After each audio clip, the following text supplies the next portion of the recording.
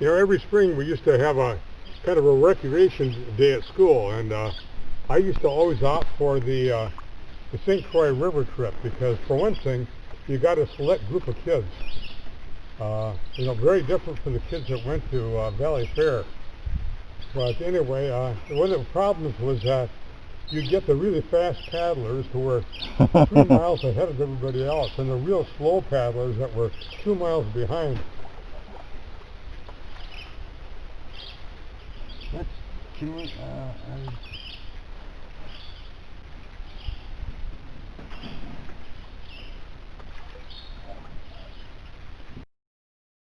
So you roll a log front to back by going out in the end and flipping it over and stay on the top. But he slipped down through a brick in the logs, and they came together, and that was the end of him. Do you remember reading about that, Russ? I think so. Yeah, I read. There's another. There's a book out called Mystic River. It's the new one by Jonathan Irvin. Have you read that one, Chuck? I told you to read it.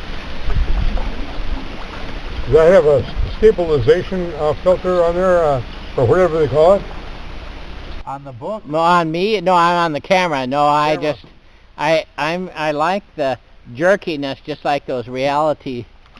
Well, you have a jerky camera mode. A little jerkiness goes a long way.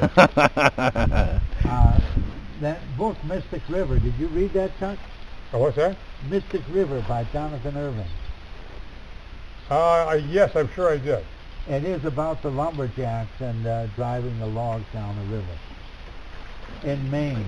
See, now the current stopped, so that means we're probably coming into a dead end, doesn't it? So you guys. Make it through if there's no deadfall across. I was going to say, you guys probably picked the wrong route. Yeah. There's a nice little gully with the creek coming down.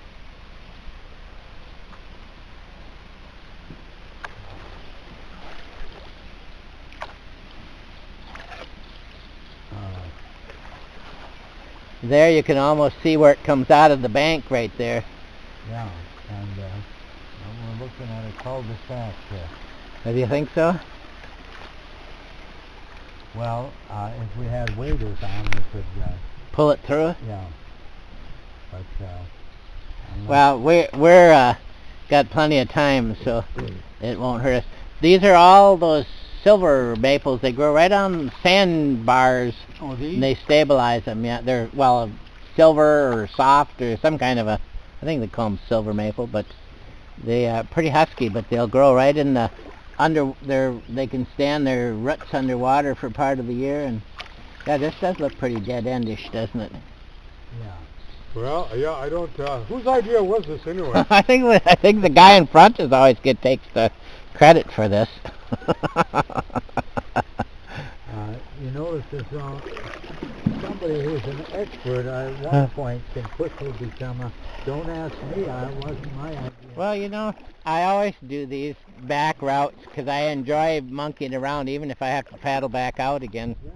I think they're kind of fun to see the That's interesting. little bit of the interior. Yeah.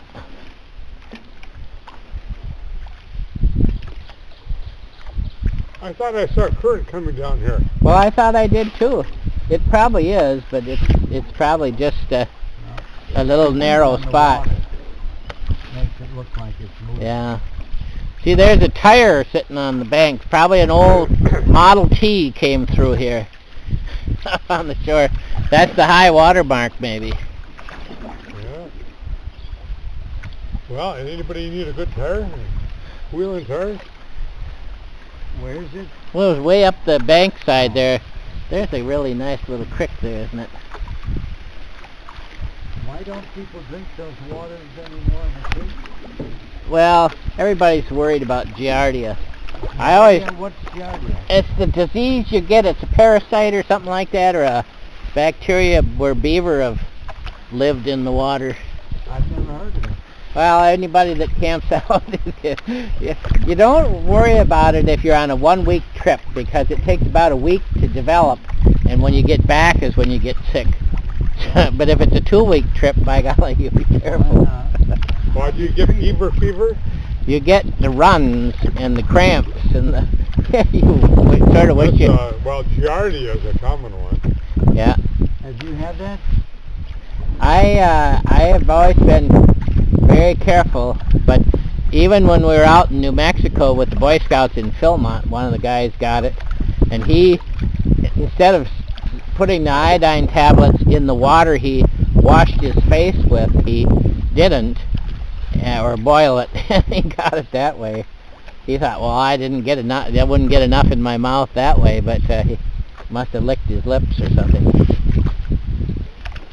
And it comes from the beaver shit? Yeah, I don't know if it's, I'm not quite sure. I think it just, yeah. Doesn't matter?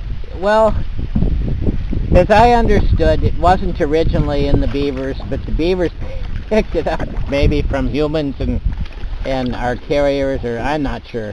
I just know it's the excuse why you don't pick up a water. All these nice little hillside streets. In here it's still moving. Yeah. What happened to that? Well, it probably goes through. And we'll probably, when we see down there, we'll probably see out where it comes out under some logs or something.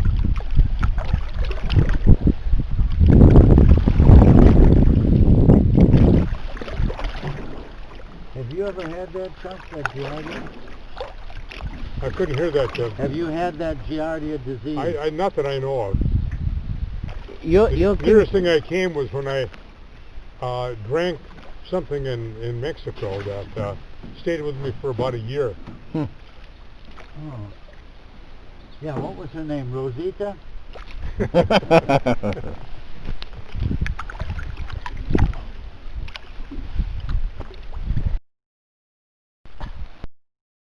River rapids at 5 miles with my old town canoe was not hardly a scratch.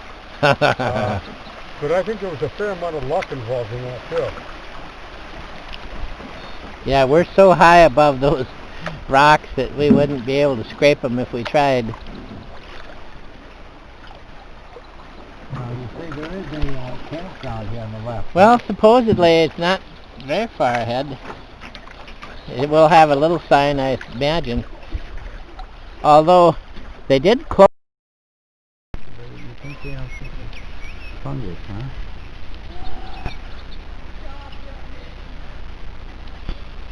Yeah, I guess you're right. Now, from this angle, it's more